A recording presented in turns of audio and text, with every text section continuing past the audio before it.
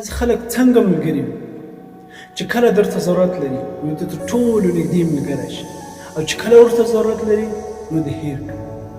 یعنې چې کله کار در سره لري یو شي، خدا نخواسته چې کله کار ورسره لري صفر شي.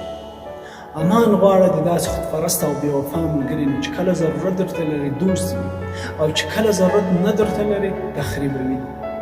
ستا نږدې ملګری تر ټولو هغه د کله چې ستا خواته ورځي په هغه وخت کې چې ټوله دنیا ستا نه مخ وړي. ستا ښکاره دښمن د فریبي ملګري نه ډېر ښه دی. تو باید دا زده کړې څنګه یوازې د ځان ملګری شي، ځکه چې نن سبا بې مطلبه ملګري ډېر کم پیدا کېږي. نو د مطلبدار او خودپرسته ملګري نه ملګری بهتر، حد اقل هغه درد خو به نه درته رسېږي لکه څنګه چې رحمان بابا وایي هر سړی تر خپل مطلبه پورې یار ما د خدای د پاره یار